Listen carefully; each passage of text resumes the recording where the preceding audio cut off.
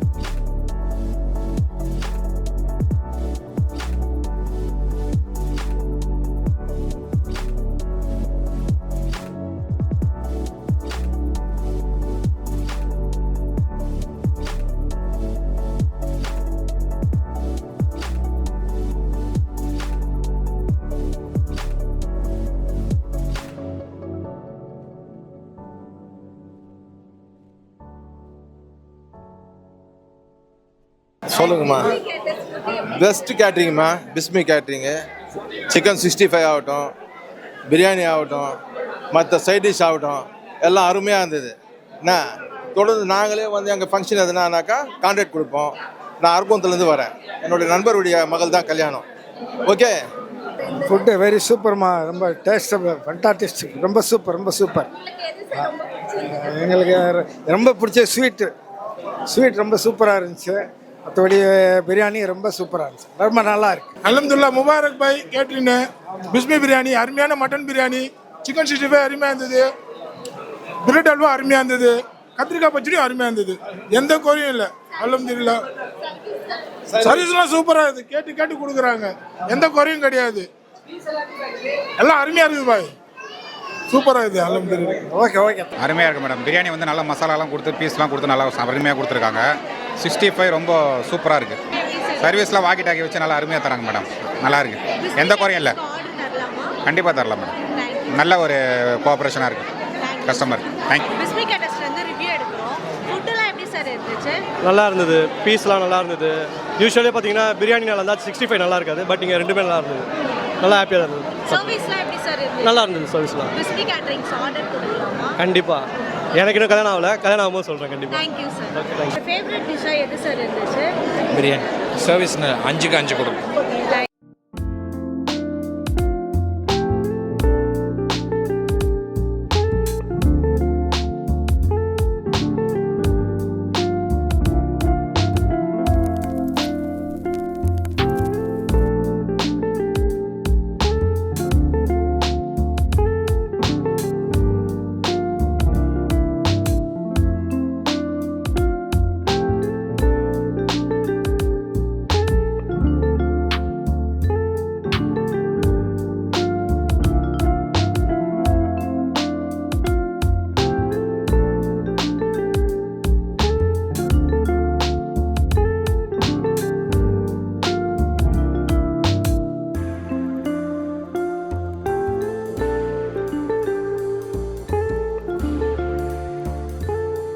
பிஸ்மி அப்படிங்கிறதோடைய பொருளே என்ன அப்படின்னா, முஸ்லீம்ஸ் பொதுவாக பிஸ்மி அப்படின்னு சொல்லி தொடங்குவாங்க எதையுமே.